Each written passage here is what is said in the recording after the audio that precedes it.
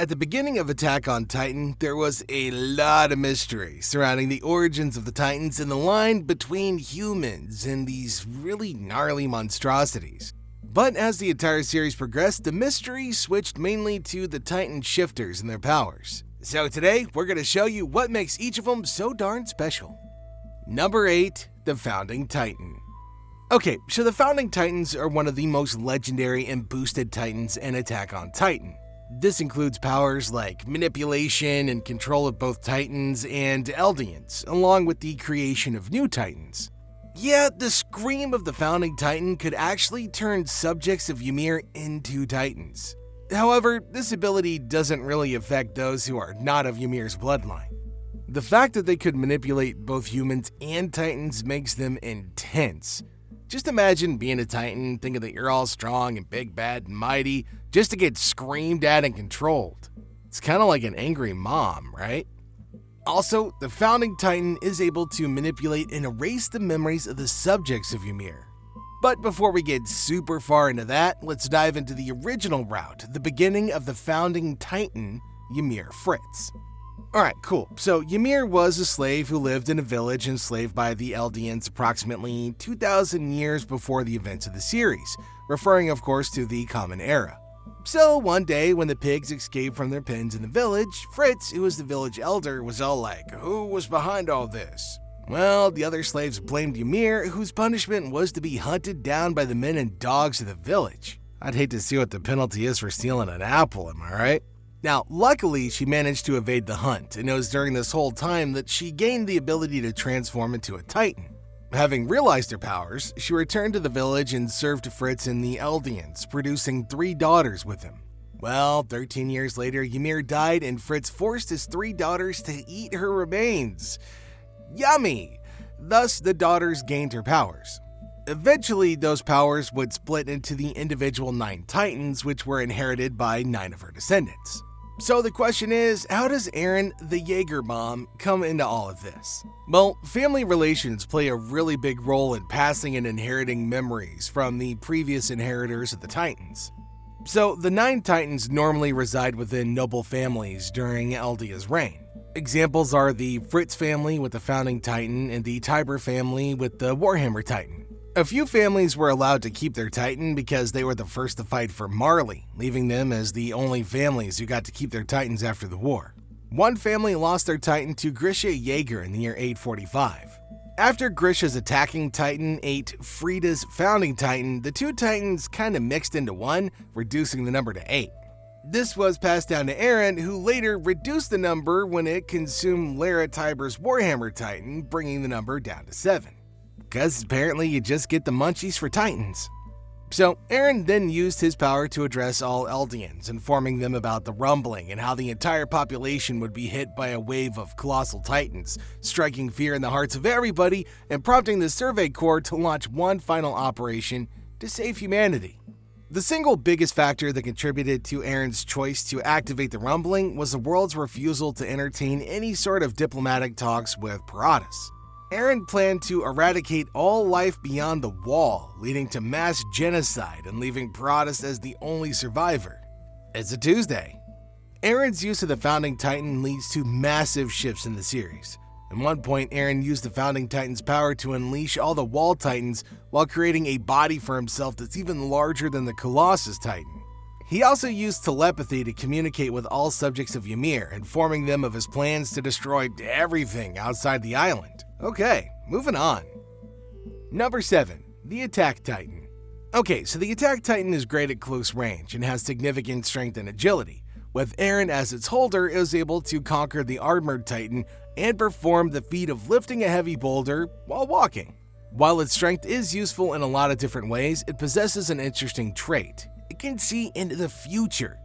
Even though all 9 Titans share the ability to connect with previous shifters, the Attack Titan can do both. By getting access to the memories of future possessors, the Attack Titan can see and move into the future. Zeke Yeager describes this as the power to transcend time, speculating that Eren sent specific memories to Grisha to suit him. These memories led those with the Attack Titans to move forward, fighting for their freedom. Eren also received memories of Grisha Yeager telling his son to protect Mikasa and Armin. However, he really didn't know whose memories those were. So, Grisha Yeager knew of the Founding Titan's bloodline restriction from the future memories of his son Eren. He also witnessed the rumbling and urged Zeke to stop Eren. Now, Eren saw that he was able to reach the coordinates in the unknown land after seeing the future of Grisha's memories. However, just like how memories in the past are often incomplete, the memories from the future were incomplete as well. So this led to some pretty crucial parts since he was unaware that Ymir Fritz only obeyed those with royal blood and he didn't know what Mikasa's decision would be prior to the end. Additionally, the Attack Titan proved to be more crucial than the Founding Titan. Why? Well, Eren used its ability to connect with different shifters to set up chains of events that led to the rumbling. Its final appearance came when Marley attacked Paratus Island, where it battled the Jaw and Armored Titans at the same time.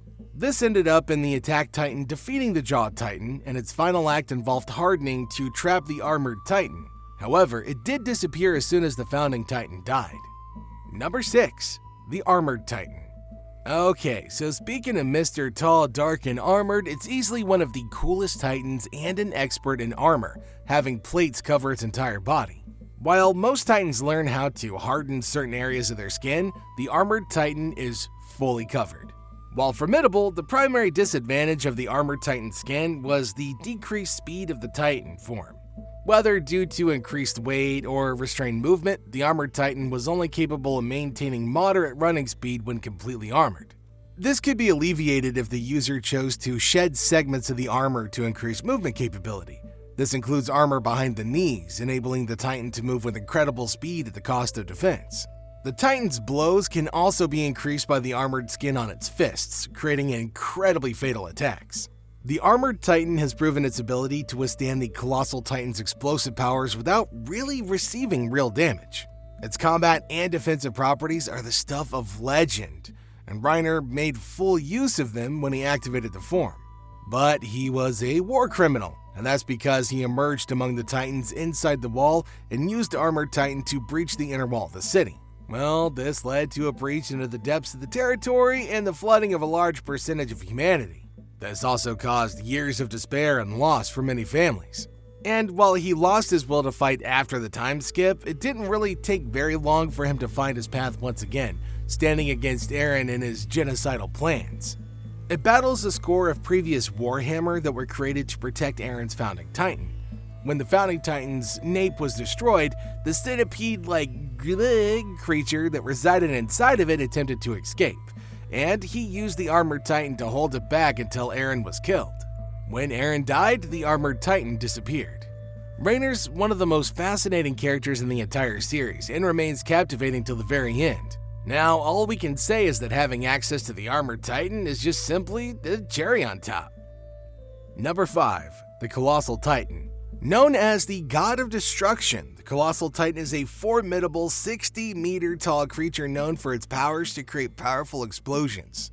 This Titan dwarfs everything else in terms of sheer size. This beast of a creature, so referred to in the manga, is powerful enough to destroy Wall Maria with just a single freaking kick.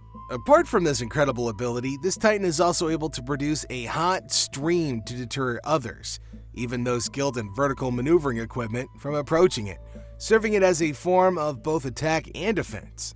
Also, the Colossal Titan can evaporate quickly, creating a cover of steam for the user to escape. However, this power comes with certain downsides and drawbacks. Because of its enormous size, this thing's a slow Titan. The high amount of energy it uses also causes it to burn out faster, meaning that it can't really be used for long periods of time. In the show, Bertholdt wrecked a district's outer wall, breaking the gate apart and breaching Wall Maria with this Titan, which proved to be a huge problem. Alongside Annie and Reiner, Bertholdt remained undercover on Paratus Island, periodically using Colossal Titan power to aid their quest to find the Founding Titan. It took Armin's crafty mind to finally take Bertholdt by surprise and abduct him once and for all. Armin chose to eat Bertholdt and become the new Colossal Titan. Yummy! And like his predecessor, Armin packs an explosive transformation and can emit burning steam to fend off attackers. The difference between the two Colossal Titans is really just superficial, with the exception of Armin having a strangely exposed windpipe for whatever reason. Moving forward, with both Armin and Erwin on the brink of collapse, Levi chose the former and gave him a few more years as a Colossal Titan, and the decision proved to be a good one. For most of the series, the Colossal Titan symbolizes death and destruction. However, in the final conflict, it was used to save humanity from the rumbling, so there's that. Armin uses the Colossal Titan to battle Eren's Founding Titan. Now, he was overwhelmed, but he was able to hold Eren long enough for Mikasa to get the final blow, and once the Founding Titan died, the Colossal Titan also ceased to exist as well. Number 4. The Female Titan. Okay, so the Female Titan possessed by Annie is defined by stamina, and its first appearance is able to sprint with the Survey Corps' horses for an extended period of time. We can also add that the Female Titan can control pure Titans to a certain degree by screaming. So, the pure Titans will rush to the female's location, but then they'll attack and try to eat its body as soon as they arrive. Not the best defensive move in the world. In addition, the female Titan can harden areas of its skin to defend itself, climb walls, or even land heavy blows. Outside of her Titan form, Annie was able to protect herself with a shell of hardened material. Even more amazingly is the female Titan's ability to selectively regenerate its body parts, and to call on those pure Titans within hearing distance.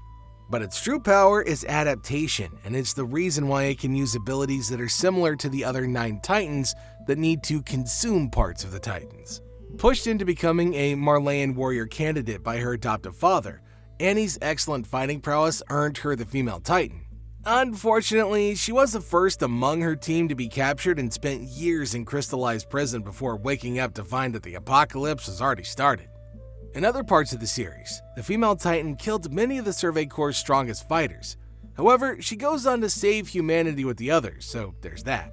She fought the Jaegerists who were guarding the harbor. She also used her body to protect an engineer who prepared the airplane that flew the remaining Survey Corps members and Titan shifters to the Founding Titan. In the final battle, the female Titan helps to restrain the centipede creature, and it later disappears when the Founding Titan goes kaput.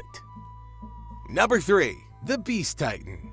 So, the Beast Titan is always one of the most unique Titans around. He possesses the feature and similarities of a specific animal, and the animal changes with each new inheritor.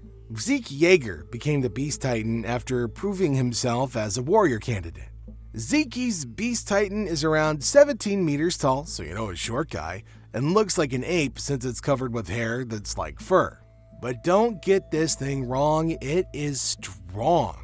Yeah, the Beast Titan can throw things like rocks with incredible force and accuracy from really far distances. I know what you're thinking, it's not that impressive, but hey, can you do it? Also, while in Zeke's possession, the Beast Titan has been shown to harden its skin like many other shifters. But he was also unable to do this against Levi Ackerman's speed. Plus, due to royal blood, Zeke is able to turn people into Titans with his scream if they receive his spinal fluid. Tastes like candy. Now, amazingly, he can actually perform the exact same task without the Titan form. Although, who really wants to get a spinal tap in the middle of their day? The Beast Titan was allied with Eren, but even Zeke didn't expect that Eren would trigger the rumbling. It was essentially absorbed by Eren's Founding Titan, and it was used to attack the remnants of the Survey Corps, the Cart, and the Armored Titans. The Beast Titan was killed when Levi successfully decapitated Zeke. Shortly after, the Beast Titan disappeared when the Founding Titan died. Number 2. The Jaw Titan. Okay, so the Jaw Titan provides a key cog in the Marley war machines, and the earliest known holder is Galliard. So compared to other Titans, the Jaw Titan is relatively small, but for good reason. Standing at only several meters tall, the Jaw Titan is able to move with really great speed, making it better suited for fast-paced assaults. It's also got really sharp fingernails and a strong jaw capable of crushing almost anything. It kind of reminds me of a super angry toddler. Anyway, on the battlefield, the Jaw Titan comes in handy, making use of its speed to disorient its opponents.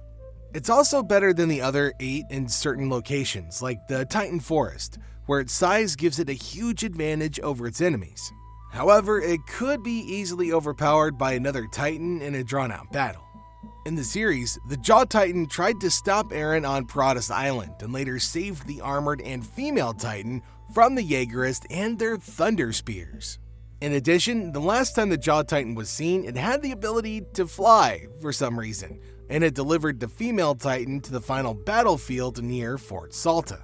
When the gnarly centipede creature emerged, the Jaw Titan brought Mikasa and Levi to deliver the final fatal strikes to Eren. Like the others, it also disappeared when the founding Titan died. Number 1. The Cart Titan. Okay, so the Cart Titan is easily one of the weirdest and weakest of the 9 Titans. The mere fact that it's meant to be a mobile supply unit shows just how little stock people ever put into its overall power. However, the Cart Titan's really high endurance makes it ideal for lengthy missions, and it can be used as a weapon with arms loaded on its back. The Cart Titan is also known as the Quadruple Titan due to its ability to move in fours. In addition, since it can keep its form for a really long time, the shifter might need to readjust to walking on 2 legs after changing back to human form. This Titan is also really fast due to its quadruple nature, and it's able to speak coherently in this form just like the Beast Titans. Thanks to the Cart Titan's endurance, the Inheritor can perform hundreds of consecutive transformations without getting exhausted. The only real downside though is the fact that the Inheritor heals slower than the other Titan shifters. Even though it's super weird, the Cart Titan played a major role in the final battle to save humanity from Eren and the Rumbling. Thanks to its consecutive ability, the Cart Titan was able to fight many of the previous Titan shifters that were summoned by Eren. It actually managed to defeat several of these shifters. Also, it was responsible for placing the explosives around the founding Titan's neck. When those explosives caused the centipede creature to emerge, the Cart Titan helped to restrain it until Eren's death. It later ceased to exist with the rest of the Titans. Oh, hey, spoiler alert, Eren dies. Probably should have said that at the beginning. Anyway, each character had an important role in this narrative. Eren portrayed the struggles for freedom. Reiner represented betrayal and personal identity. Annie symbolized the results of war and isolation. Bertholdt represented the destructive powers the Titans could possess, and Zeke embodied the complexities of leadership and the sacrifice that comes with it. Each shifter enriched the theme of power, freedom, conflict identities, moral complexities of war, and the very nature of survival.